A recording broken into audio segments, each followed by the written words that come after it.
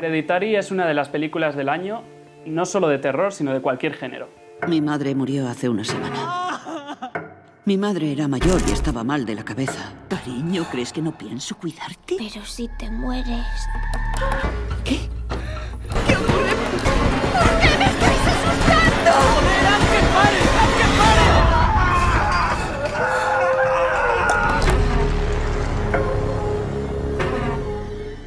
Hoy os traigo una crítica algo especial porque como Hereditary es una película tan controvertida que viene de Estados Unidos con mucha polémica, sobre todo por su final y tal, pues primero voy a hacer la crítica sin spoilers, como es habitual, es decir, si no has visto la película y si la has visto puedes ver este vídeo sin preocuparte por nada, y después avisaré, y quien no haya visto la película que se vaya corriendo porque voy a hablar un poquito más en profundidad del final.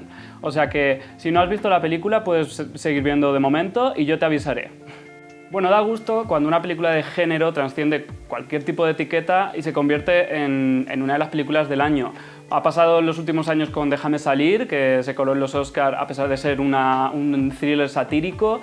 Ha pasado con La llegada, que eran extraterrestres, o con Logan, que era de superhéroes, pero trascendía el género sin duda alguna. Pues vamos a añadir a esa lista Hereditary, que es una película de terror, además es una película de terror puro y duro, sobre todo de casa de fantasmas, y a pesar de ello, es una de las películas del año sin ningún lugar a dudas.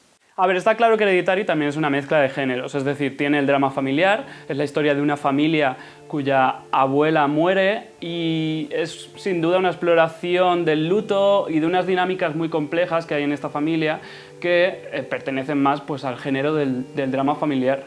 Pero también es una película de Casa Encantada que además recurre a todos los tópicos de película de Casa Encantada y no tiene ningún miedo a ser etiquetada en ese espectro del cine de terror. De hecho, las influencias que ha citado el director Ari Aster están en los dos géneros. Están las influencias de La semilla del diablo de Roman Polanski, de la que bebe mucho de esa atmósfera paranoica, la influencia de Don't Look Now de Nicolas Roeg, que tiene pues, también muchas similitudes temáticas con esta película, o la influencia de Carrie de Brian De Palma, que Hereditary está rodada como una película de Brian De Palma, con mucha intención en todos sus encuadres y en la puesta en escena. Es decir, no está rodada con piloto automático precisamente. Ari Aster se está dejando la piel con cada plano que hace y con cada transición. Pero claro, también está esa influencia de Ingmar Bergman, que no es que sea cine de terror puro y duro, aunque es verdad que sus películas sus dramas siempre tenían esa asfixia, ¿sabes? Como un drama asfixiante, y Hereditary es eso. Y además Ari Aster también ha dicho que es muy fan de Todd Solondz, y el cine de Todd Solondz tenía, como en Hereditary, también esta comedia rara que enrarece el ambiente y que a veces te ríes de forma muy incómoda. Pero bueno, voy a entrar directamente en por qué me parece que Hereditary es un peliculón. Empezando, por ejemplo, por el reparto. Toni Collette, que hace 20 años fue nominada por primera y única vez al Oscar por El sexto sentido, vuelve a interpretar a una matriarca en una película de fantasmas y sin ninguna duda debería estar en todas las quinielas para al menos volver a ser nominada por el papelón que hace en esta película. Está a su lado Gabriel Byrne, que es quizá el que menos oportunidad tiene para lucirse, pero Gabriel Byrne no tiene nada que demostrar ya y su presencia y su carisma son suficientes para darle empaque a ese personaje del padre, de la voz de la lógica, una vez esta familia empieza a imbuirse en los infiernos. Y luego están los dos hijos, que quizás son más desconocidos, pero bueno, está Alex Wolff, al que habréis visto quizá en la Death Note de Netflix o en la última Jumanji. En papeles de otro tipo no se lucía tanto como en esta película, que se sitúa como un joven actor al que seguir la pista bastante de cerca, porque bueno, como a lo largo de la película va convirtiéndose en una de las principales víctimas del sufrimiento o mayor fuente de sufrimiento para el espectador. Y bueno, luego está Milly Shapiro, esa niña que interpreta a Charlie, que es uno de los personajes más icónicos del cine de terror reciente, gracias quizá a esa cara, a ese rostro extraño que tiene Milly Shapiro, a pesar de ser una niña muy adorable en la vida real y que ha ganado un Tony por interpretar a Matilda en Broadway. Pues aquí hace de una niña un poco siniestra. Si hago... Ay, no me sale. Bueno, ese ruidito que está copiando la gente en Estados Unidos cuando ven la película y que junto con la interpretación y con, como digo, el rostro, convierten a Charlie en una de las razones por las que esta película se queda en la memoria. Bueno, y que no se me olvide mencionar a Anne Dowd, que yo la amo desde The Leftovers y The Handmaid's Tale, y que sabes que cuando alguien contrata a esta señora no es para que haga de ancianita adorable. Pero si Hereditary es tan buena como es y se aleja de cosas más mediocres del género de terror, como por ejemplo Nunca apagues la luz o cosas así, y la sitúa en el espectro de películas recientes del género que probablemente se conviertan en clásicos como It Follows o Babadook, es la realización de Ari Aster. Este hombre, que es su primera película, ha hecho algunos cortos muy aplaudidos, pero este es su primer largometraje, utiliza todos los recursos del cine para lo que tiene que hacer una película de terror, que es hacerte pasar un mal rato. Ya sea por su puesta en escena, que es muy detallista, está llena de gestos, de guiños, como por ejemplo esas letras que están pintadas en alguna pared de la casa, que ya ha dicho que hay varias que se ven a lo largo de la película y que dan para mucha conversación después de la película. O esas miniaturas que crea el personaje de Toni Collette, que también están llenas de detalles, como por ejemplo en una casa en concreto tiene unas ventanas muy iluminadas y otras completamente negras, y eso significa algo. Pues eso, Ari Aster llena la película de detalles en la puesta en escena que dan para conversación posterior y que probablemente conviertan a Hereditary, entre otras cosas, en una película de culto. Y además, ¿cómo utiliza la cámara Ari Aster? Pues un poco como Brian De Palma, o como algo que se cita mucho también al ver esta película, el Kubrick del Resplandor, que son palabras mayores, pero es que es verdad que Hereditary tiene la capacidad de crear imágenes que se quedan en la memoria, como por ejemplo... Bueno, no voy a dar ejemplos porque son spoilers, pero imágenes muy duras, como alguna que hay en la primera mitad o quizá en el último tercio, que ya sea por cómo están montadas, insertadas en el montaje, por cuánto duran, porque no tienen ningún tipo de filtro, porque muestran el horror sin miedo a mostrarlo. Por todo eso se convierten en imágenes muy potentes y muy memorables y muy icónicas ya. Y luego pues cosas del montaje, como esas transiciones que hay sobre todo en el último tercio, esos cortes de día a noche en los que no se mueve la casa, que dan como la sensación que quiere dar la película de que esta familia está en un ciclo inevitable que los lleva a la perdición y que efectivamente no pueden salir de ahí y que es un ciclo. Pues eso lo consigue con unas transiciones solo, son ideas muy guays.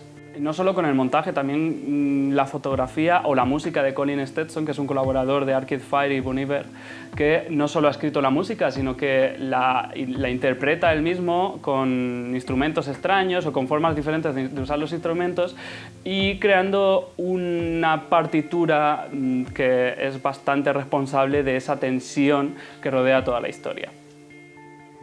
Porque al final Hereditary es eso, es una atmósfera, también como era La Bruja, por ejemplo, que también me encantó, de hace un par de años. Es una atmósfera claustrofóbica y una tensión cortante con la que sales de la película. Es decir, tú abandonas Hereditary, la sala de cine, con mal cuerpo.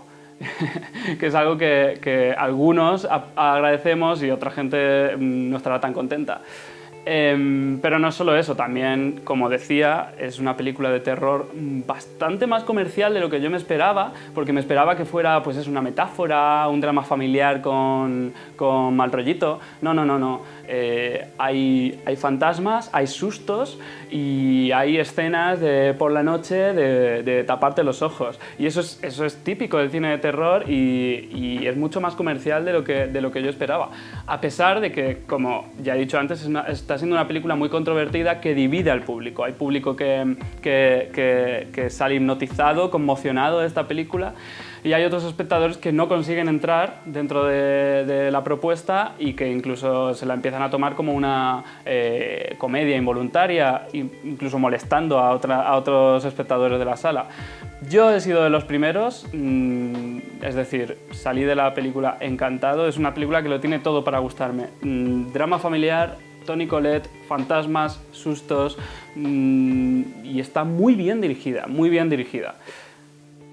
Aunque sí que es verdad que choca un poco esa gran diferencia que hay entre la primera mitad de la película y la segunda. La primera es mucho más ambigua y sutil, está basada más en el drama de los personajes y en esa atmósfera que se te mete por dentro. Y la segunda, o quizá el último tercio, se vuelve mucho más expositivo, casi una orgía visual y violenta que no casa con el resto de la propuesta. Pero es cierto que el director ha dicho que quería mostrar una historia en la que una familia maldita se va introduciendo poco a poco en una pesadilla, y esa es sin duda la sensación que nos queda al final, la de haber presenciado una pesadilla que paulatinamente aparecía en el drama de una familia que estaba lidiando con el luto. Ahora pasamos al final. Vuelvo a avisar. ¡Spoiler!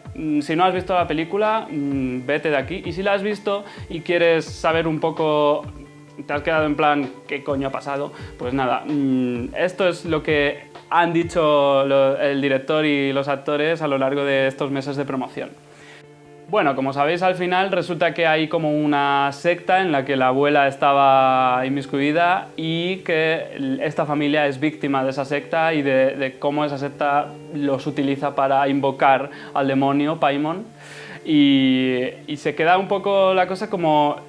Te lo explican como muy claramente, no hay ningún lugar a dudas de que hay una secta que quería invocar a Paimon y ha usado a la familia para ello, pero no sabes muy bien hasta qué punto ha afectado a esta familia durante toda su vida. Y la verdad es que el director ha dicho que sí, que incluso el personaje de Toni Collette, de Annie, la madre, lo lleva sabiendo toda su vida.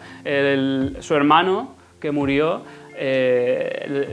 diciendo que su madre le había metido hombres dentro, y efectivamente es que su madre había utilizado a su hermano para invocar al demonio y no salió del todo bien y se acabó suicidando el hermano. También quería utilizar a los nietos, y por eso Annie, que es sonámbula, se despertó una noche a punto de quemar a sus hijos.